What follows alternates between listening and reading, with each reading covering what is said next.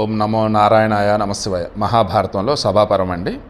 సభాపరంలో రాజసూయాగం ధర్మరాజు చేస్తూ ఉన్నారు. వాళ్ళ బంధువులు అంతా వచ్చినారు. ఆ బంధువులలో మొత్తం మన భీష్ముడేంటి, ద్రోణుడేంటి, కృపుడేంటి, ఇటు చూసుకుంటున్నట్టయితే ద్రుపదుడేంటి, మొత్తం వచ్చిన్నారు. అండ్ కౌరవుల నుంచి దుశ్శాసనుడు, దుర్యోధనుడు అంతా వచ్చిన్నారు. దుర్యోధన టాపిక్ ఇంకా రాలే, బట్ దుశ్శాసనుడు కూడా టాస్క్ అయితే అసైన్ చేస్తున్నారు. ఇక ఉత్తమ బంగారాన్ని, రత్నాలను రక్షించడం, దానం చేయటం అనే పనుల భారాన్ని కృపాచార్యునిపై పెట్టాడు. ఈ విధంగా శ్రేష్ఠ పురుషులను వారి అర్హతలను అనుసరించి నియోగించాడు. నకులునిచే ఆహ్వానించబడినటువంటి బాహ్లిక, సోమదత్త, ధృతరాష్ట్ర, జయద్రథులకు ఇంటి యజమానుల వలె ఉండే అధికారం అప్పగించాడు. సర్వధర్మాలు తెలిసినటువంటి విదురునికి ధన వ్యయమనే కార్యాన్ని అప్పగించాడు.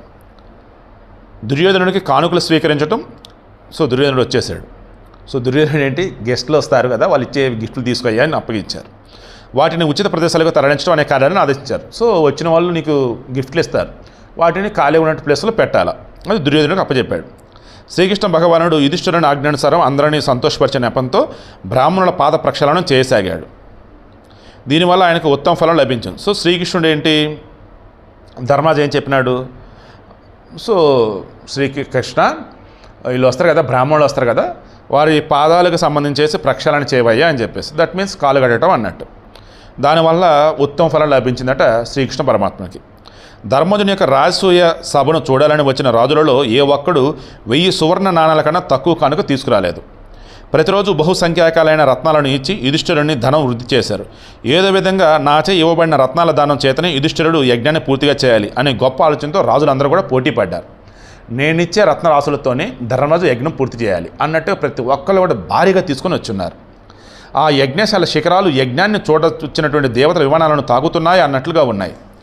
జలాశయాలచి నిండి సైనికులతో నిండిపోయాయి ఆ భవనాలన్నీ కూడా.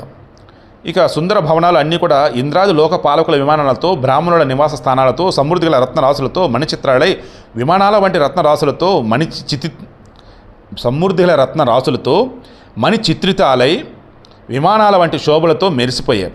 ఆ రాజసూయాగాన్ని చూడవచ్చినటువంటి రాజులతో హద్దులేని సంపదల సమృద్ధితో మహాత్ముడైన యుధిష్ఠిరుని ఆ సభ మిక్కిలిగా శోభిల్లింది.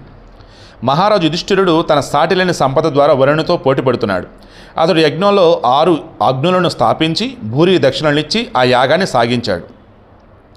ఆ యజ్ఞంలో ప్రజలందరి కోరికలను సమృద్ధిగా తీర్చి యుధిష్ఠిరుడు సంతృప్తి కలిగించాడు. అన్న పానీయాలకు, తినుబండరాలకు లేటు లేదు. ఎవరిలో ఆకలి లేదు. రత్నాల కానుకలు విరివిగా సమకూరాయి.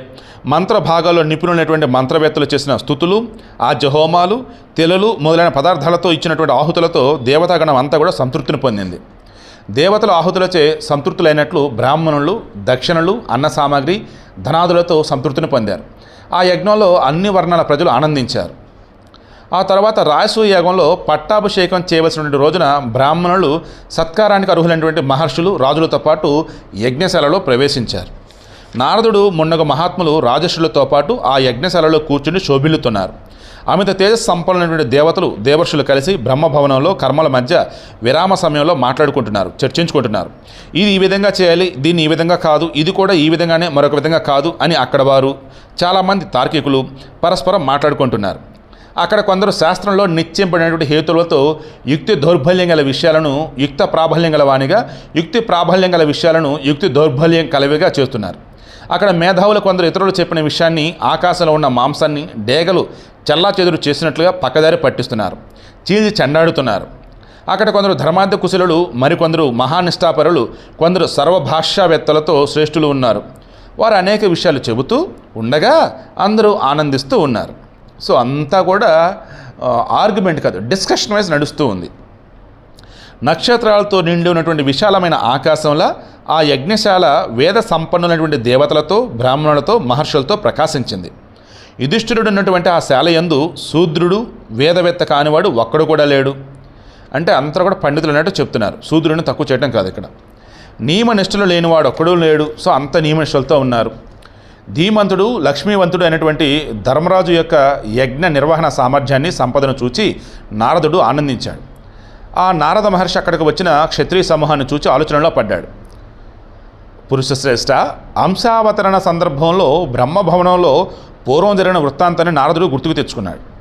కురునందన, ఈనాటి రాజుల సమూహాన్ని ఆనాటి దేవతల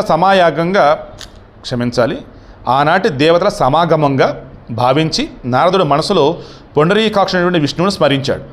సర్వవ్యాపకుడు, దేవతా శత్రు సంహారకుడు అయినటువంటి నారాయణుడు తన ప్రతిజ్ఞను పాలిస్తూ సాక్షాత్తుగా క్షత్రవంశంలో జన్మించాడు. పూర్వకాలంలో సర్వప్రాణి సృష్టికర్త అయినటువంటి మహావిష్ణువు దేవతలను ఉద్దేశించి స్వయంగా మీరు భూలోకంలో జన్మించి పరస్పరం కలహించి సంహరించుకొని మరలా ఈ లోకాలను పొందగలరని ఉపదేశించాడు. ఆ విధంగా ప్రాణులను భావించే శుభకరుడైనటువంటి భగవంతుడు నారాయణుడు దేవతలకు ఉపదేశించి తాను కూడా యుద్ధకులంలో జన్మించాడు. నక్షత్రములలో చంద్రుడు ప్రకాశిస్తున్నట్లు భూమిపై అంధక వృష్టి వంశాలలో వంశధారులలో శ్రేష్ఠుడై గొప్ప కాంతితో ప్రకాశించాడు. ఇంద్రునితో పాటు దేవతలందరూ ఎవని బాహుబలాన్ని సేవించేవారో అట్టి శత్రుమర్ధనుడైనటువంటి శ్రీహరి మనుష్యుని వలె భూమిపై జన్మించాడు. ఆహా, ఎంత ఆశ్చర్యం! స్వయంభూ అయినటువంటి మహావిష్ణువు స్వయంగా బల సమన్వితమైనటువంటి క్షత్ర సమూహాన్ని మళ్ళీ విచ్ఛిన్నం చేస్తాడు. ఈ విధంగా సర్వజ్ఞుడైనటువంటి నారదుడు ఆలోచింపసాగాడు. యజ్ఞాలచే ఆరాధనీయుడు అయినటువంటి యజ్ఞాలచే ఆరాధనీయుడు అయినటువంటి శ్రీమన్నారాయణని ధ్యానించి ధర్మవేత్తలలో శ్రేష్ఠుడై బుద్ధిమంతుడైన ఆ ధర్మరాజు యొక్క మహాయజ్ఞంలో మహాబుద్ధిమంతుడైనటువంటి దేవర్షి నారదుడు సగౌరవంగా కూర్చున్నాడు. తరువాత భీష్ముడు ధర్మరాజుతో, రాజా, వచ్చిన రాజులను వారికి తగినట్లుగా సత్కరించని పలికాడు.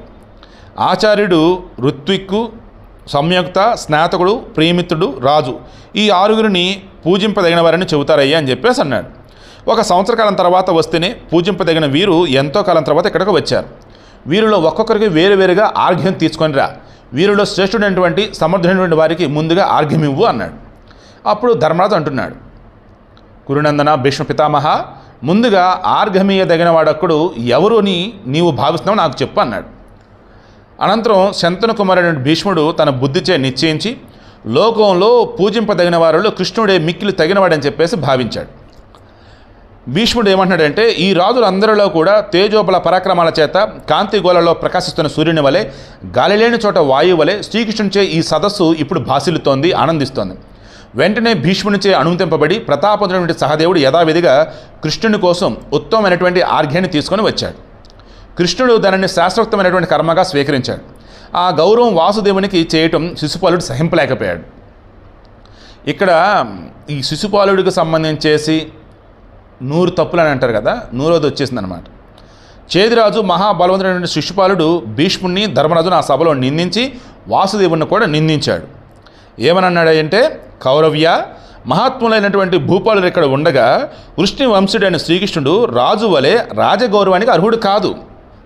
సో అంటే మరి ఇంకెవడని అర్హుడు అని అంటున్నాడు ఏంటి? రేపు డిస్కస్ చేద్దాం.